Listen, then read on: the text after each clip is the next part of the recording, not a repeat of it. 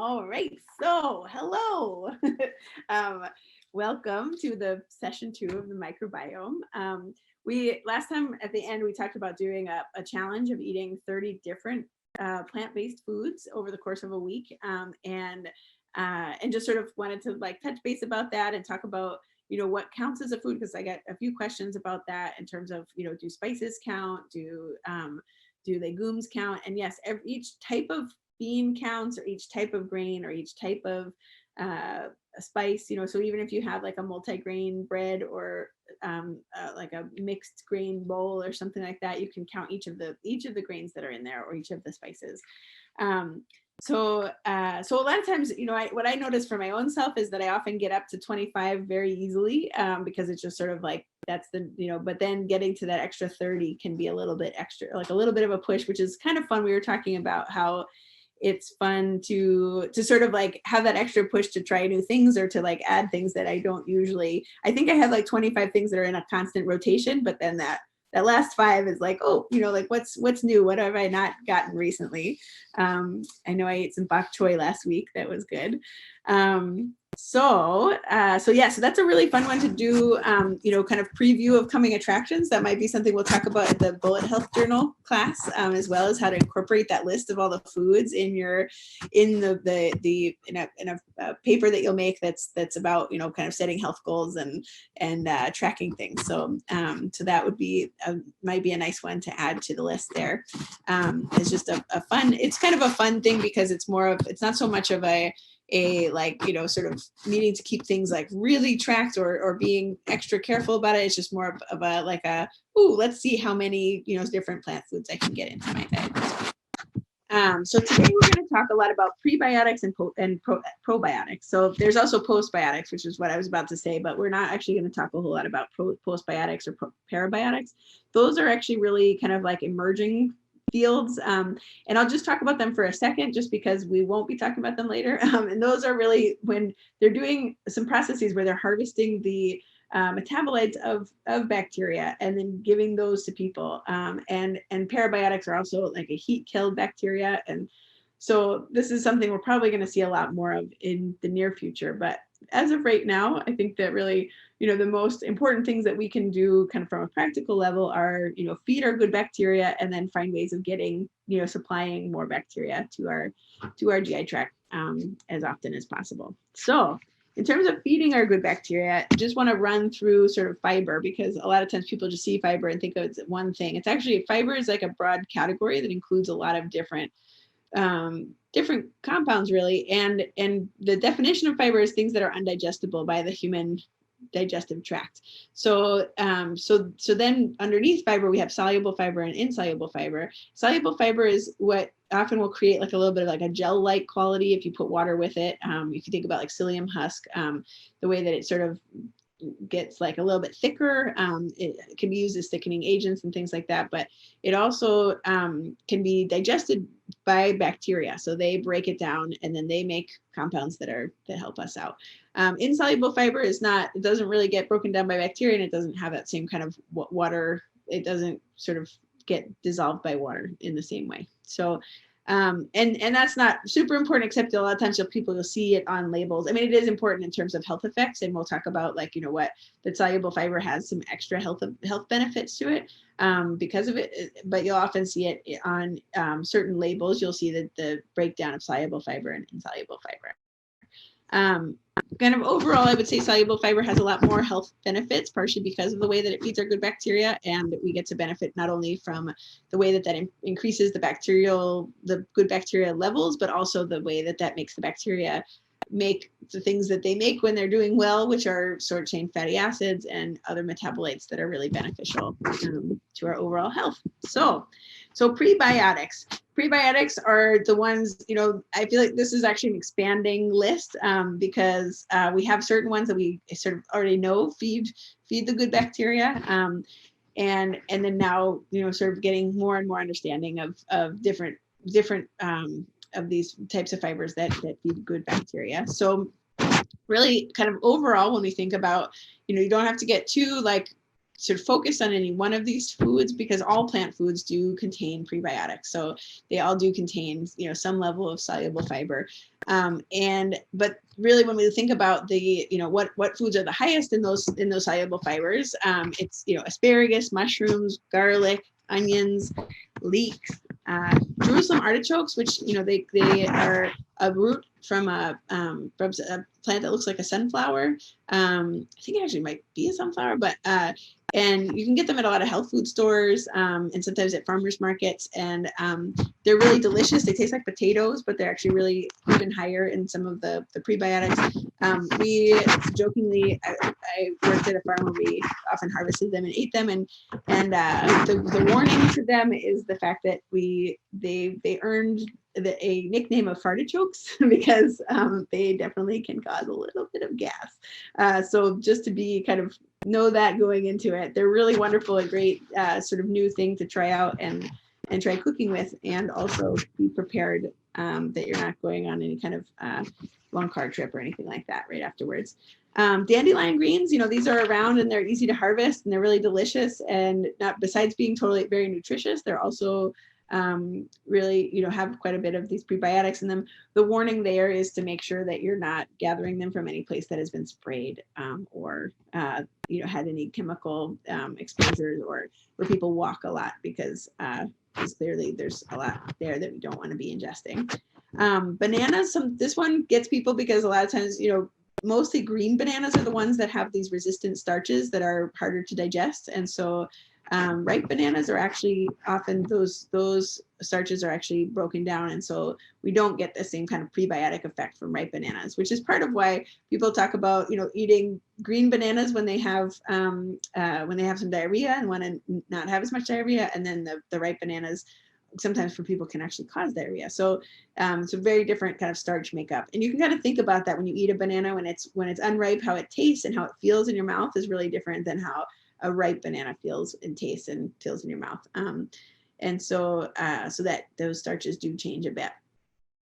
Seaweed is really high, and seaweed's a fun thing to add to a bunch of different foods. It's great to make a seaweed salad, very easy, and also a great sort of thing to add to soups for some extra nutrients and also some extra prebiotics. Wheat, oats, and barley. Really, you know, those are, I would say oats and barley even more. When we talk about wheat in that context, we're talking about whole grain wheat.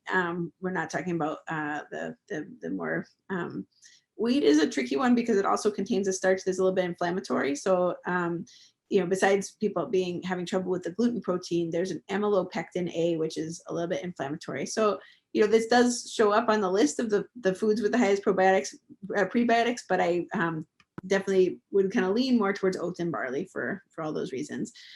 Chicory is something that we often see as like a coffee substitute. It makes a really delicious drink.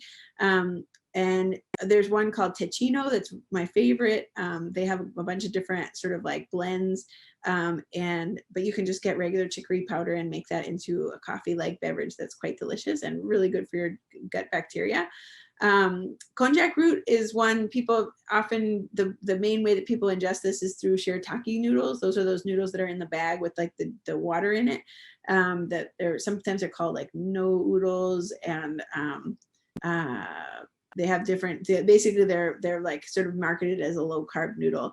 I think that they used to be around a lot and they're not around as much anymore. And I think that partially because some people notice some gas and bloating from eating those noodles. And mostly that happens with any of these prebiotics. If a person isn't really accustomed to a large intake of prebiotics, if they go into eating a large dose, like eating a whole thing of shirataki noodles, they will often have quite a big gas sort of response to that. And that's partially because those bacteria are just sort of, you know, taking that food and making it into gas. And the way that I kind of imagine it is that like the little bacteria are there having a big party because they're like, woo, we finally got some good food. And really what's actually happening is that those bacteria are, you know, just really, really responding to the introduction of that fiber and making more gas because of it. So that's something to you know, sort of think about as you're thinking about prebiotics, is kind of to introduce them slowly and steadily, as opposed to, you know, going out and getting all of these and really kind of doing them all together. Burdock root is another great one.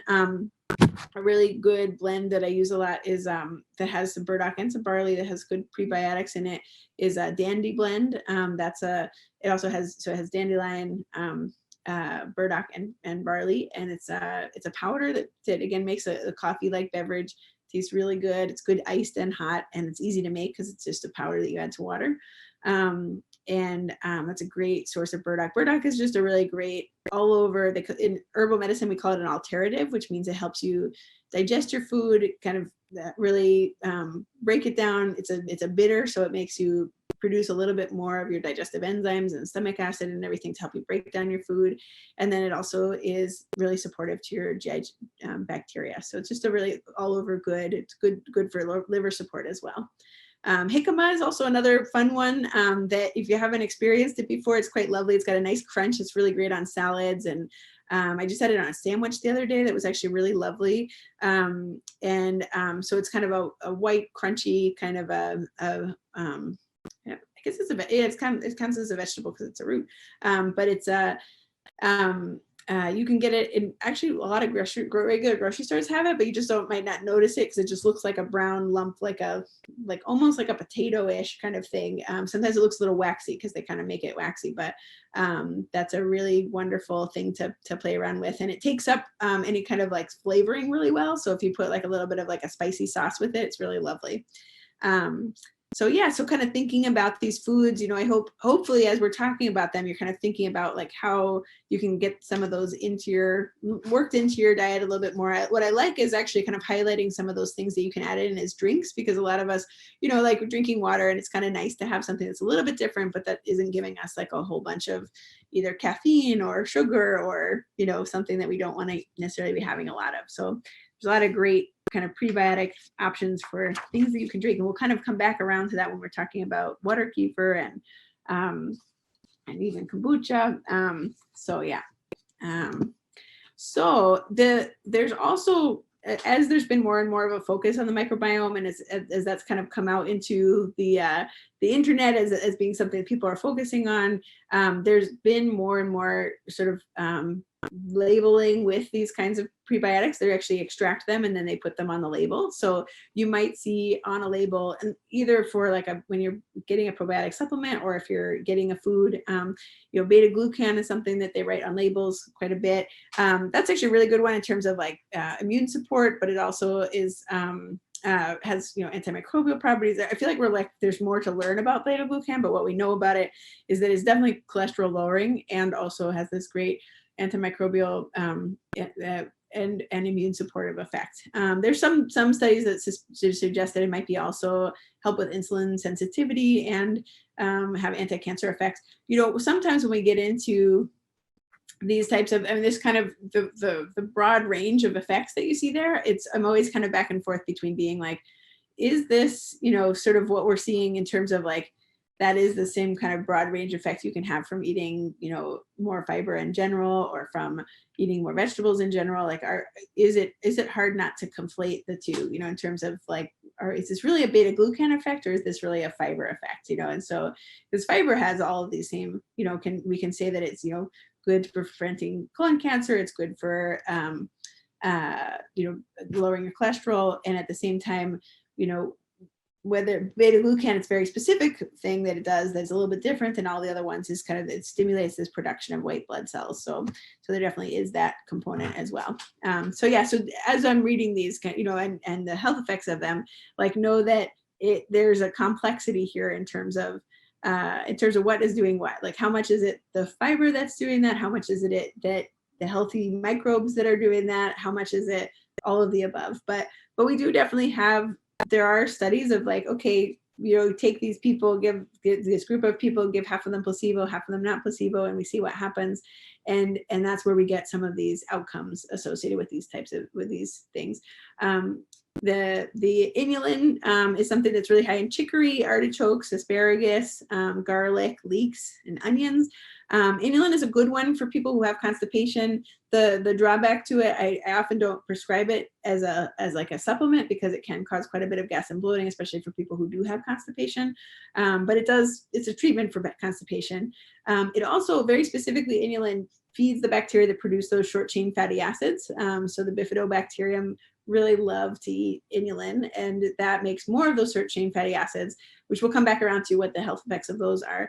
And there's even some studies that suggest that it might kind of prevent that neurodegeneration and memory loss that we see sometimes. And also there was even a study about it improving mental health outcomes in an acute manner. So, and that was a placebo-controlled trial. So, so just really interesting. You know, I think that like we're just barely scratching the surface of really what do microbes, how do they impact our health, and you know, and basically then from there the question is, how do we impact our microbial balance? You know, so we have definitely a healthy microbiome, really good for health, but then how do we get there, and how do we sustain and maintain that is kind of another big question that we're asking right now. So and really, what is a healthy microbiome? You know, are we more focused on which types of microbes are growing? Are we focused, you know, it does seem like diversity of the microbiome is one of the biggest indicators of health outcomes and of a healthy microbiome.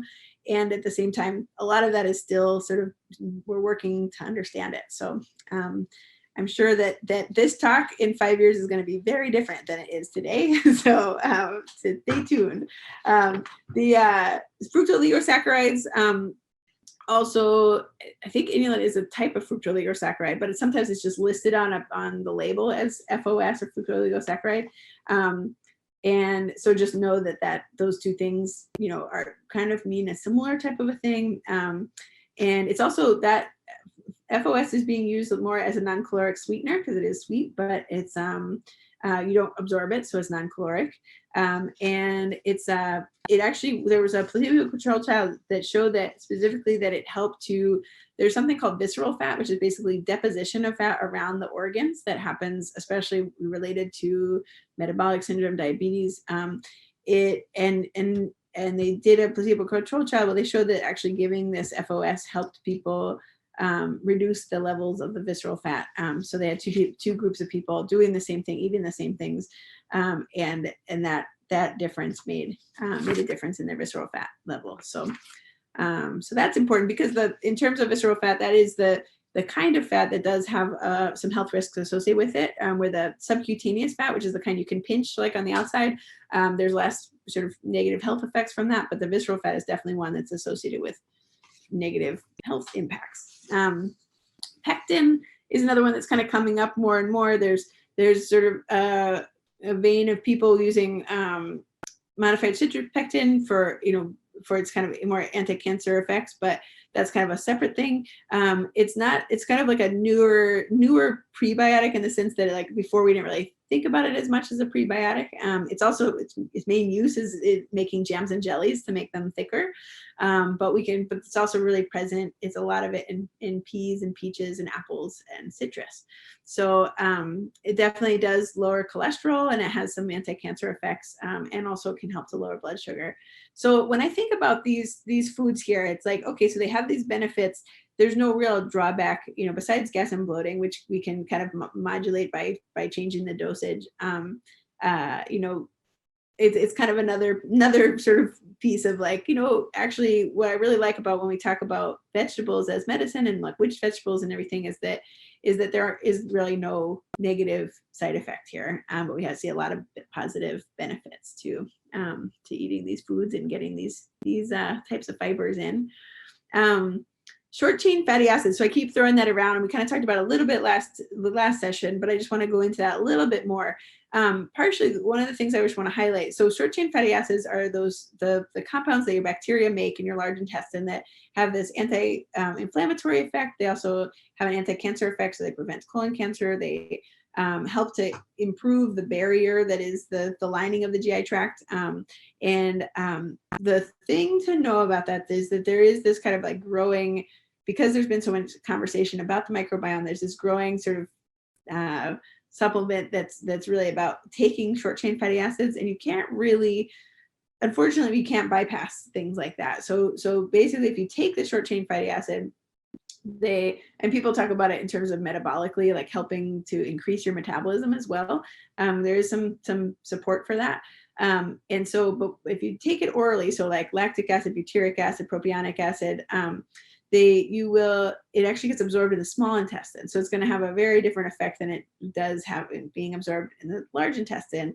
And there's kind of, so it won't have like kind of all the same effects on the colon. It has sort of like a whole different, you know, way of interacting and a way of sort of being taken up and being absorbed and everything else. So, so I think that the moral of the story here is, and there are people who say that they have like good benefits from short chain fatty acids. There's like supplements for short chain fatty acids. What happens is a lot of times when you see these supplements, and this is like a much bigger conversation about like, you know, when you're reading things online and, you know, people reference papers, it's always good to go back and look at the original paper, you know, or that's something that I do all the time. If people send me things, they're like, oh, what do you think about the supplement? And they'll look at the original papers. And very often what they'll do is they'll say, oh, this supplement does these 4 things. And it's like, oh no. And then because we have this paper that says that short chain fatty acids do this other thing,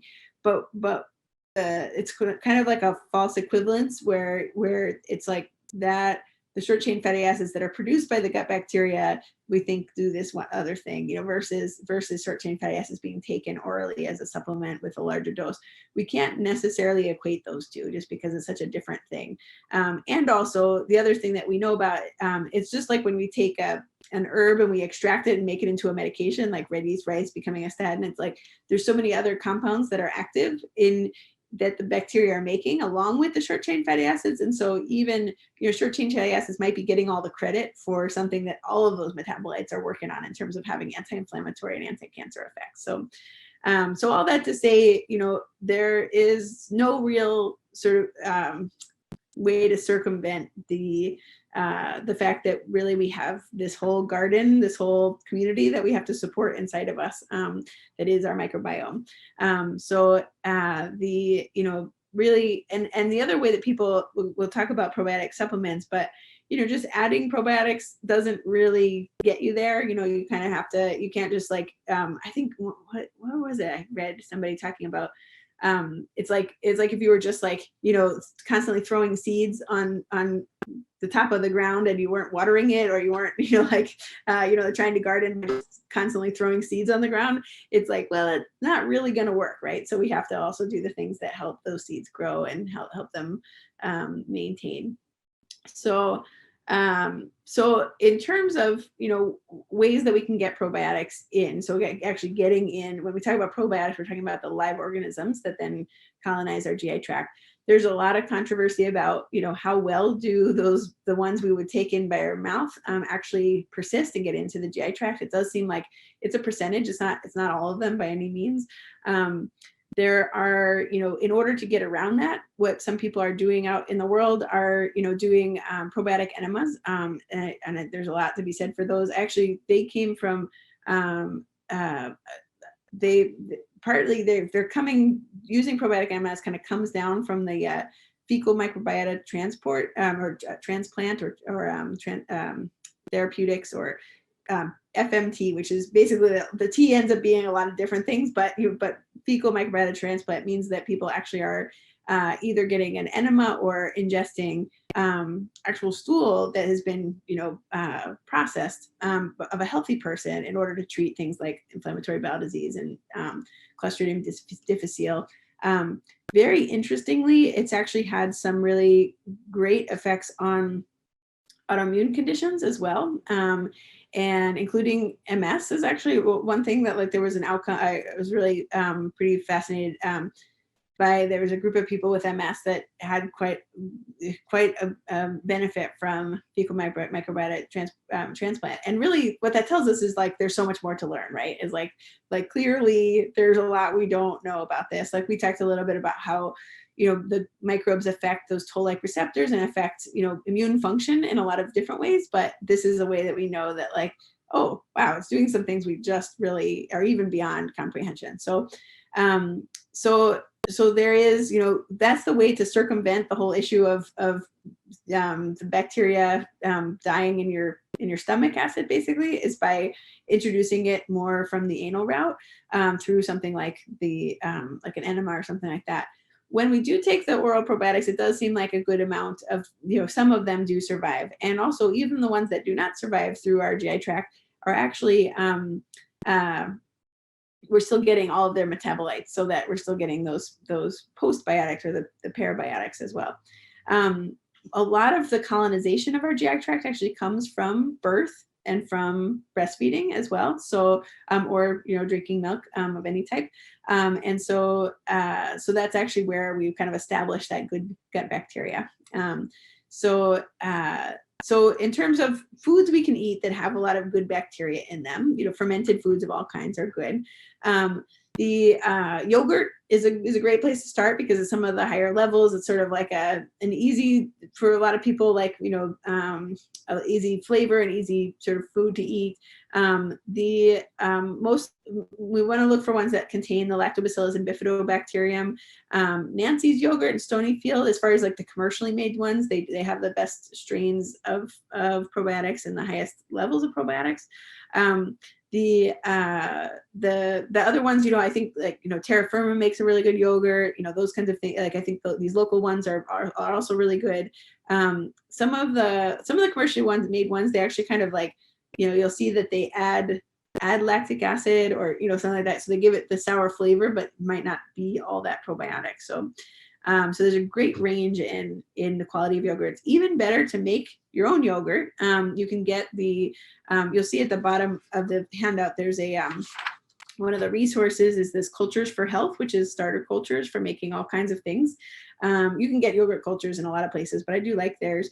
And you can make your own yogurt. Either, people make it in like a warm oven or, in any kind of warm place. You just sort of mix it up with the yogurt, with the milk, and then you put it in a warm place, and then you have yogurt. And what's nice about that too is then you don't have the plastics exposure that you do, from eating yogurt from a plastic container. You don't have the waste. You don't have, and you also know everything that went into it, and you get to use your really good milk for that too.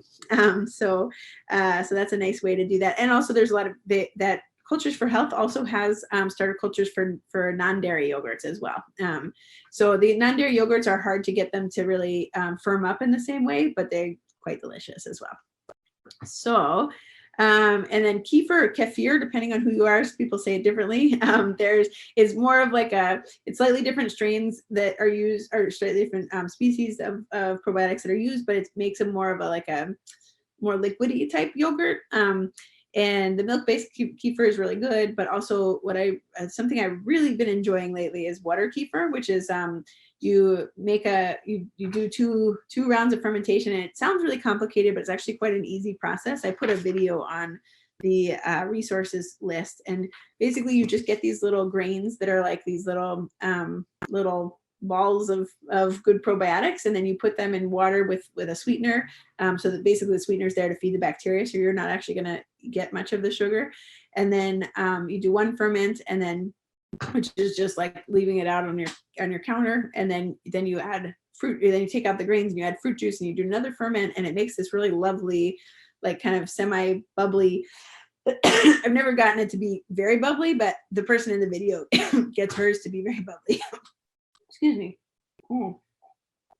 So yeah, that's a really fun one to play with, and you can make all different kinds of flavors. Kombucha. So when I talk about water kefir, a lot of people are like, oh, but kombucha, and kombucha is great too. So basically the difference there is that kombucha has a different, it's a different type of organism that's used to make the probiotic. So it's this, it's kind of like this round sort of thing that they call it the mother, I think. And so there's a lot of health claims out there about kombucha. People like really, say that it cures all the things. One of the things, again, this kind of like, attribution type of thing, when they make those health claims, a lot of those health claims are actually health claims that are based on green tea, because green tea does have a lot of established research about it having, some really great properties in terms of heart health and anti-cancer effects. And I mean, like really, it's got a broad range of benefits. And so kombucha claims are often due to, or like really focused on that green tea. And really, there's a lot to be said for getting similar benefits from the green tea itself. So that's definitely, you know, in terms of just when you read things about kombucha, a lot of times it's really based on that green tea. There are, you know, great probiotics in there. Some people talk about that I actually was trying to find what strains are really present in the kombucha, but it seems like they might sort of like lean a little bit towards fungal strains. And for some people it's a little bit too acidic for their system. So so that's just something to watch for. If you don't like it, don't have to make yourself drink it. But if you think of it as like a, you know, it's like your beverage that you get as a special treat, like it's a much better beverage than like a soda or something like that, because it has a lot less sugar and it's like a lot less calories. Two things to watch out for is that does contain a little bit of alcohol, and it does contain a little caffeine. So, you know, both of those things can be, you know, can affect people. I know, you know, the caffeine thing can make it really difficult to sleep. And I know for me, I can actually feel the alcohol in there. I think that's probably just a reflection of how I don't drink very often, but that's it's definitely, there's enough that I can feel like a little bit of a something. And I remember when they finally came out with like, oh, there's alcohol in here. I was like, I knew it. It's definitely enough to feel it. And then fermented vegetables are also wonderful. You can really play with this. I've had like fermented carrots, and fermented pickles are really lovely. A lot of fermented pickles, though, they actually like process them after they're fermented. So just, you want the ones that are like the fresh fermented pickles, because otherwise they basically, when they process them, they boil them, and then any bacteria that's there is going to be killed. You still get the benefit of like the lactic acid and everything, but sauerkraut, kind of the same thing. A lot of times you get like the processed sauerkraut, but there's a lot of great sauerkrauts out there. Like Bubby's is really good, and there's that. I feel like even like at Big Y and Shop and Shop, I'm seeing all these great new sauerkrauts come out. So I think that's really, you know, there's a lot of good options there. It's also really easy to make sauerkraut. You basically chop up the cabbage, you put it in water, and you put it out. There's this book that I listed in the resource section. Is called Wild Fermentation. It has lots of different recipes and ideas and sort of like directions for how to do fermentation, vegetable fermentation in your house. Kimchi and miso. People often forget miso, but it is probiotic because it is fermented. And even I find that people who have trouble with soy can often tolerate miso just fine, because miso and tempeh, because they're fermented forms of the soy.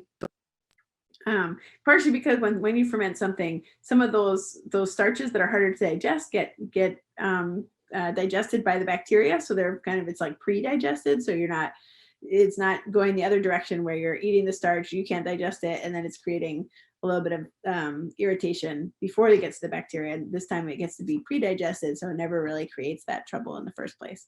So yeah, any questions about all that? Okay. So in terms of probiotic supplements, this is a hot topic, and I actually, when I dug into it, I was like, whoa, there is a lot out there to kind of just sort through and dig through. And like, even though this is what I do and think about all day, I was really overwhelmed by all of the different sort of like directions of like the claims and the what's true, what's not true, and it's a lot. And so basically everybody who is producing a probiotic is going to tell you why their probiotic is the best probiotic that's out there. And a lot of them, a lot of times it's kind of like, what I find is that there's a lot of supplements in general out there that have a large marketing budget that don't actually aren't really kind of that special actually, but they just have really pretty packaging and they have really great marketing, and also they have these like articles that aren't really articles, that are basically like a big infomercial, but they're sort of disguised as being scientific or like article-ish. And so it's a lot to slog through, it really is. And one of the biggest things, so when we come down to it, the actual things that have been shown in the literature in terms of in studies is that the probiotics are actually good for our traveler's diarrhea. There's kind of mixed data about inflammatory bowel disease, and actually reflux in kids. That's another place that probiotics really, there's some good research about it, in terms of taking oral probiotics. Like, we know these bacteria are good for us, but what is but that has to be really a separate entity, you know, separate idea. So the fact that like it's really good for us to have these bacteria in us is one thing, but like whether or not taking these bacteria has the same effect of like just having them there is, and whether when we take them they get there is all kind of up for debate. So, but I do think that there's a time and a place, and I do use probiotic supplements a lot, especially when people are taking antibiotics to prevent the antibiotic related diarrhea. So that is definitely an evidence-based use of them. I also do think, they're either, I think that they are doing something in terms of often helping with, there is some research about them helping with eczema as well. So, especially children with eczema, and what that tells us when it works for eczema is, and I also do think it helps people with allergies sometimes too, is that it helps to shift that immune response over from being more of an allergic immune response to more of a tolerance type immune response. And so, so there's definitely some therapeutic benefits that I see, but also know that the claims that are out there are often a little bit, kind of extrapolated in a way that isn't totally appropriate, because we can't say that like taking this thing causes this benefit all the time without really being able to show it. So one of the things that happens a lot out there in the world of like the articles that are not really articles, that are really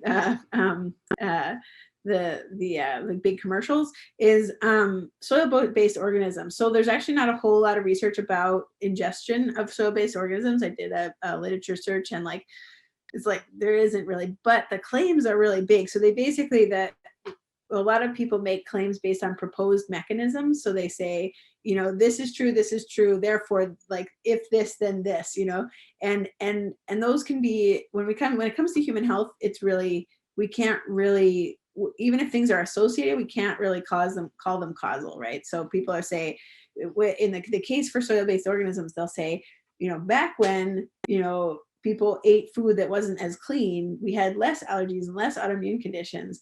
Therefore, what we need to do is eat more soil-based organisms. So yeah, both these, this statement of like, yes, that was true, that we didn't have as many allergies and we didn't have as many autoimmune conditions when we ate food that was not as clean as it is now. That is totally true. Like, but also in that statement, we have to like look at all of the things that have changed about both our food system, our daily lifestyle, our, like exposure to plastics. Like, there's it's so multifactorial when it comes to human health, that we can't really assume a causal relationship between those two things, because there's just so many different pieces at play that have changed over that same course of time.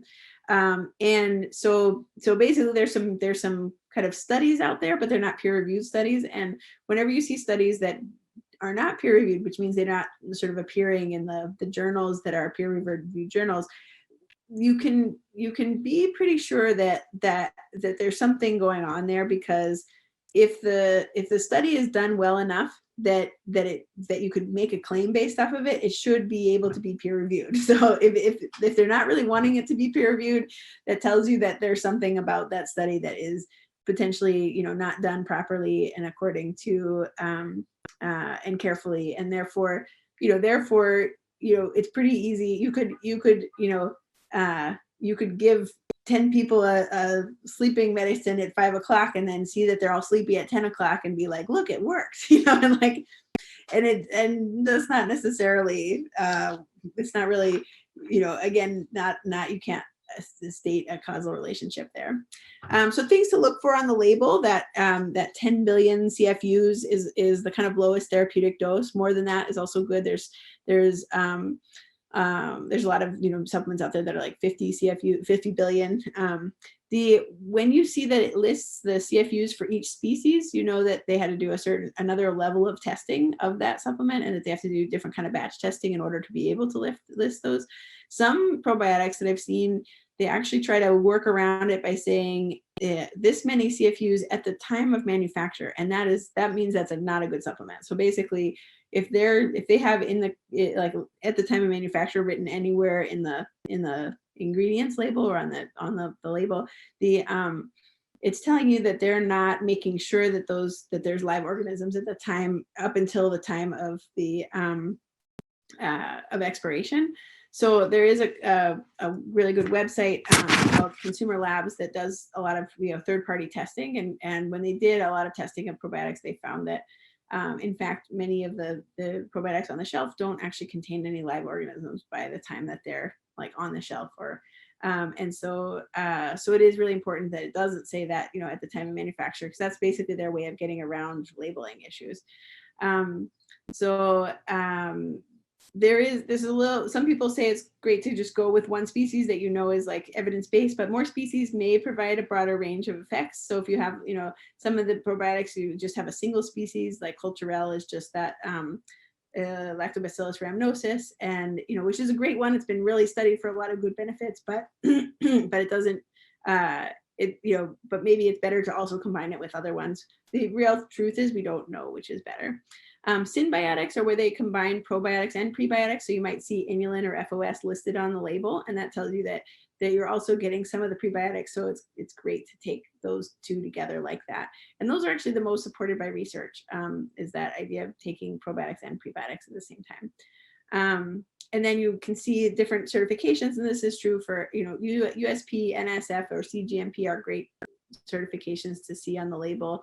And also you can look at Consumer Labs to look at the different ones. I do tend to use the Claire Labs Therabiotic Complete, partially because it came out of the Yale Consortium on Probiotics as being a really, really high quality one.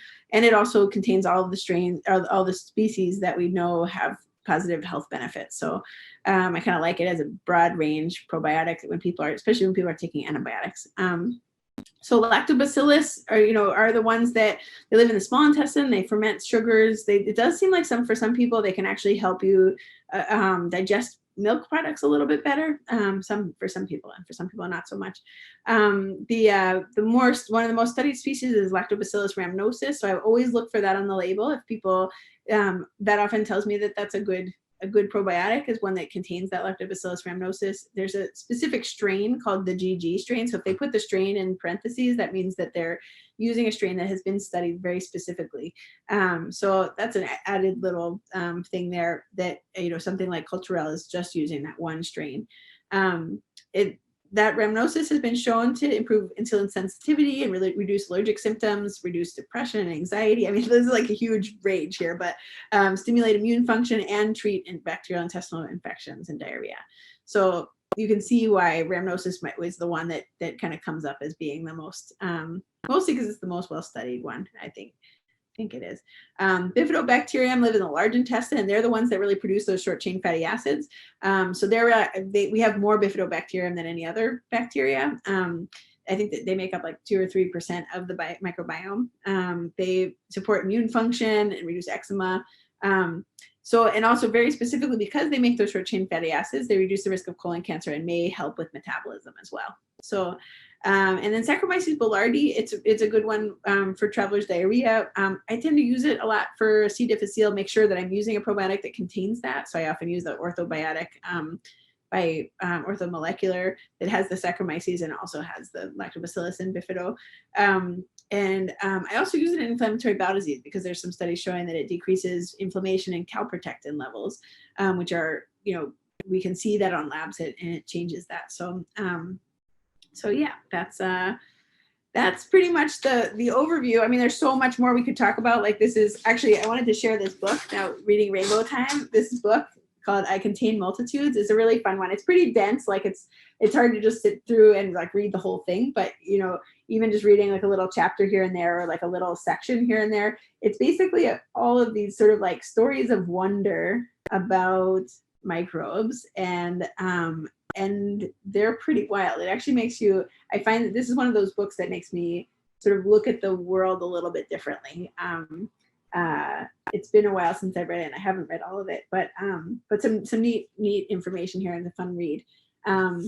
And so yeah, that's my reading rainbow section. In terms of other resources, there's a couple of different like articles here about prebiotics, Saccharomyces boulardii, and then short chain fatty acids. And then in terms of like how to make water kefir, there's a video, there's tons of videos out there actually. I just happen to like this one in terms of it being really straightforward. Because some people do a lot of talking about and making it sound more complicated than it is. It actually is a very easy process. And then there's a link to that culturesforhealth.com, which is the one that for the starter cultures. So, all right. Any questions about all of that? I do actually have a question. The water kefir and like the burdock root and all that kind of stuff, is that safe and good for kids as well as adults? Yeah, actually not infants. We don't like to do it like under the age of like 2, I think is the cutoff. I believe so, but I know it's either 2 or 1. So so I would just say 2 to be on the safe side here, because but the yeah, because there is some concern for people who are immunocompromised, which actually does include like littles, is you know, there's some concern, even though there's no documented cases of this, of actually like septicemia or infection. There is still kind of like a little bit of a concern there of like, do we want to be giving them bacteria? So yeah, it's kind of like a widely held thing that may 5 years from now we'll probably say that doesn't apply, but for right now that's in place. Yeah, thank you for asking that. Yeah, and in terms of like burdock, that is a good one. Like that is it. Little ones might have trouble with how bitter it is, because it's a very strong bitter flavor. So it might be a hard one to actually get through. It is. These ones are okay for breastfeeding. So, all these prebiotics, and actually prebiotics do transfer through breast milk as well. So, so that's a really great thing as well to kind of like support good bacteria. Yeah. Thank you. Thank you. Awesome.